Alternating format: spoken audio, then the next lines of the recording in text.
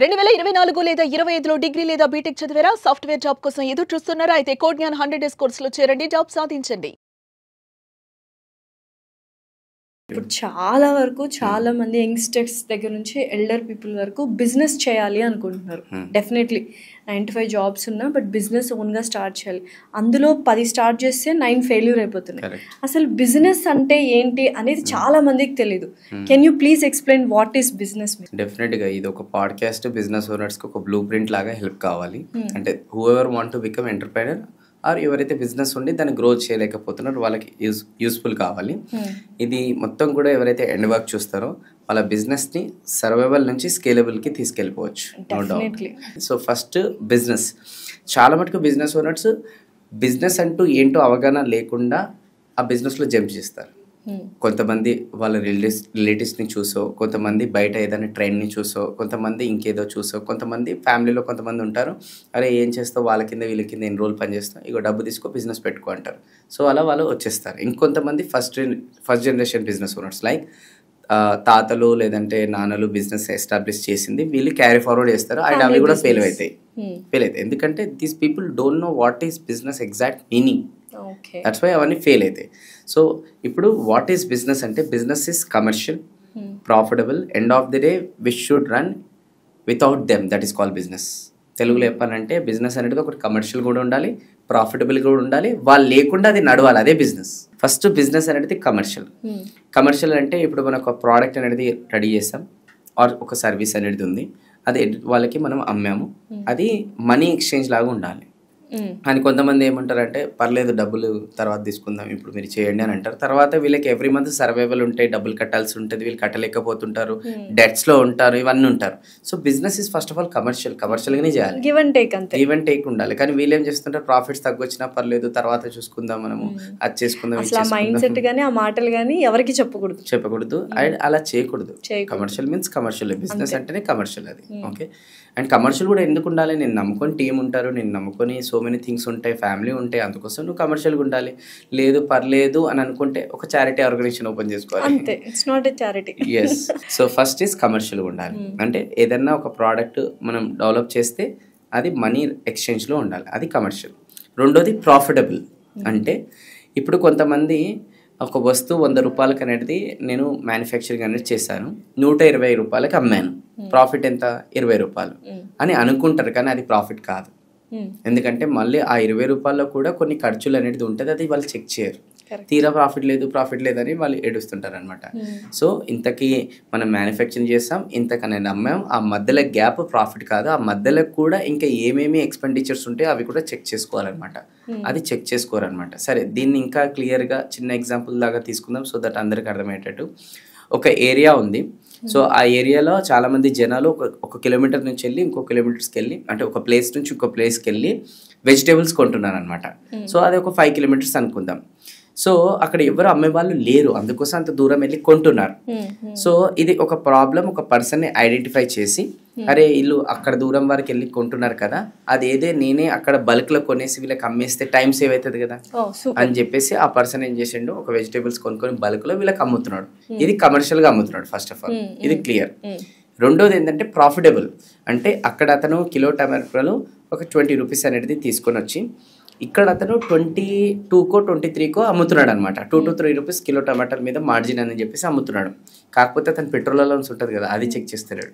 గుడ్డిగా నేను 20 రూపాయలు కొంటున్నా, 23 రూపాయలకు అమ్ముకుంటున్నా, 3 రూపాయలు నా ప్రాఫిట్ అనుకుంటున్నాడు. కానీ పెట్రోల్ ఖర్చు చెక్ చేసుకోవాలి కదా, దట్ ఈస్ ప్రాఫిట్ చెక్ చేసుకోవడం అంటారు. అది ప్రాఫిటబుల్ లేదు. సో చాలా మంది బిజినెస్ ఈరోజు చేస్తున్నారు, ప్రాఫిట్స్ అనేది చూడలేకపోతున్నారు. అంటే అది ప్రాఫిటబుల్ ఉందా లేదా చెక్ చేసుకోవాలి.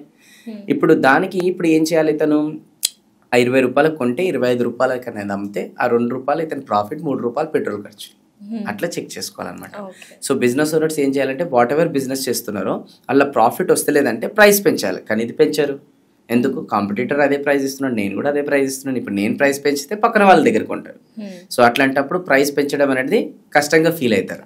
సో దానికి సొల్యూషన్ ఏంటంటే ఒక బ్రాండ్ పొజిషనింగ్ అనేది పెంచినప్పుడు, ప్రైస్ పెంచినా కూడా జనాలు వచ్చి కొంటారు. ఒక బ్రాండ్ పొజిషనింగ్ అనేది పెంచినప్పుడు మీరు ప్రైస్ పెంచినా కూడా జనాలు వెళ్ళి కాంపిటేటర్ దగ్గరనే బ్రాండ్ ఎవరిదైతే ఉందో వాళ్ళ దగ్గర కొంటారు. So that is importance of branding. అందుకోసమే బ్రాండ్ అనేది పెంచాలి. ఇప్పుడు ఫర్ అన్ ఎగ్జాంపుల్ ఎలా పెంచాలి, అది ఎలా పెంచాలి నెక్స్ట్ మనం మాట్లాడుకుందాం. ఒక ప్లేస్ లో కాఫీ దొరుకుతుంది 20 రూపాయలు, ఇంకో ప్లేస్ లో కూడా కాఫీ దొరుకుతుంది 250 రూపాయలు or 300 rupees. Niloufer is the best example. Niloufer or Starbucks, anything. Okay, anything. So రెండు కూడా కాఫీ సేమ్ ఆర్ రెండు కూడా గ్లాసెస్ సేమ్, బట్ ఒక గ్లాస్ కి స్టిక్కర్ లేదు, ఒక గ్లాస్ కి స్టిక్కర్ ఉంది. Starbucks, that's brand. People won't buy product. జనాలు వాచ్ కొన్నారు, జనాలు డ్రెస్ కొన్నారు, జనాలు బ్రాండ్ కొంటారు. సో అందుకోసం బ్రాండ్ పొజిషనింగ్ చేసుకుంటే మనం ప్రైస్ పెంచవచ్చు, అప్పుడు ప్రాఫిటబుల్ ఉంటుంది. సో దానిపైన వర్క్ చేయాలి. ఇది రాత్రిలో పాసిబుల్ కాదు బ్రాండ్ అనేది, అది వర్క్ చేయాలి దానిపైన. సో నెక్స్ట్ కమర్షియల్ అయిపోయింది, ప్రాఫిటబుల్ అయిపోయింది. ఇప్పుడు అల్టిమేట్ గా ఏంది, వాళ్ళు లేకుండా కూడా నడవాలి. అంటే అతని ఇన్వాల్వ్మెంట్ లేకుండా నడవాలి. ఇప్పుడు ఇతనే వెజిటేబుల్ పర్సన్ తీసుకుందాం, అతను వెళ్తున్నాడు, కొంటున్నాడు, వస్తున్నాడు, అమ్ముతున్నాడు, 365 రోజులు ఇది చేస్తున్నాడు. ఫీవర్ వచ్చినా చేస్తున్నాడు, ఫంక్షన్కి వెళ్ళాలన్నా వెళ్ళకుండా ఇది చేస్తున్నాడు. అంటే అతని ఇన్వాల్వ్మెంట్ వాళ్ళ ద్వారానే నడుస్తుంది అనమాట. సో ఇంకో పర్సన్ వెళ్ళడానికి తీసుకురావడానికి ఒక పర్సన్ పెట్టుకొని ఇలా అమ్ముకుంటూ కూర్చుంటే టైం సేవ్ అవుతుంది కదా. రెండోది, వెళ్ళడానికి తీసుకురావడానికి ఒక పర్సన్, అమ్మడానికి ఒక పర్సన్ పెడితే అతను ఇంకా వేరే చేసుకోవచ్చు కదా. అంటే ఇక వేరే మార్కెట్లో వెళ్ళి చేసుకోవచ్చు కదా. టీమ్ బిల్డ్ చేసుకోవాలి, టీమ్ని బిల్డ్ చేయాలి. కానీ చాలా మంది టీం బిల్డ్ చేయరు. వాళ్ళు ఎంతసేపు వాళ్ళ మైండ్ సెట్ ఉంటే నన్ను చూసే కొంటారు, నా ముఖం చూసే అన్ని పనులు నేనే చేయాలి, నా ముఖం చూసే వస్తారు అని ఈ ఫీలింగ్ లో అనేది ఉంటారు. సో వాళ్ళు ఆలోచించాల్సింది ఏంటంటే వాట్ ఎవర్ వాళ్ళు బిజినెస్ చేస్తున్నారు కదా, ఆ బిజినెస్ లో ఆల్రెడీ టాప్ పొజిషన్ లో ఎవరైతే ఉన్నారు కదా వాళ్ళ ఇన్వాల్వ్మెంట్ తోనే నడుస్తుందా. వాళ్ళు ఇంకా కౌంటర్ల మీద కూర్చున్నాడు. ఈరోజు రిలయన్స్ అనేది మనం చూస్తున్నాం, అంబానీ వచ్చి కూర్చున్నాడు, వచ్చి మనం కొంటున్నాం కదా. ఎందుకంటే వాళ్ళు బ్రాండ్ బిల్డ్ చేసి టీమ్ సిస్టమ్స్ ని బిల్డ్ చేశారు. సో అందుకోసమే అది ఆటో పైలట్ లో నడుస్తుంది అనమాట. ఈ రోజు బిజినెస్ ఓనర్స్ బ్రేక్ తీసుకోమంటే బ్రేక్ తీసుకోరు. సరే కొంతమంది నేను స్పాన్సర్ చేస్తా బ్రేక్ తీసుకోండి అంటే అస్సలు తీసుకుంటారు, కొంతమంది తీసుకుంటారు. మళ్ళీ ఎందుకు నేను స్పాన్సర్ చేస్తాను కదా. సో వాళ్ళు బ్రేక్ తీసుకుంటారు కానీ అది బ్రేక్ కాదు. ఫర్ అన్ ఎగ్జాంపుల్ ఒక గోవా వెళ్తున్నారు అనుకోండి, నేను స్పాన్సర్ చేసిన.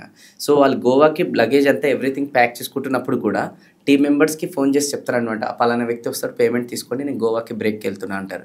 తర్వాత వాళ్ళు ఎయిర్పోర్ట్కి వెళ్తున్నప్పుడు కూడా మళ్ళీ ఫోన్ చేస్తారు, తీసుకున్నారా పేమెంట్, ఇంకా రాలేదా, వస్తాడు ఆగండి, వచ్చినాక తీసుకోండి. ఫ్లైట్ ఎక్కేటప్పుడు కూడా ఇంకో 5 నిమిషాలు వస్తాడు, పేమెంట్ తీసుకొని మీరు పెట్టాలంట. అంతే. ఒక ఫ్లైట్ ఎక్కిన తర్వాత బిజినెస్ ఓనర్స్ ఎప్పుడైనా మనశ్శాంతిగా ఉన్నారంటే ఫ్లైట్ ఎక్కిన తర్వాత సిగ్నల్ ఉండదు.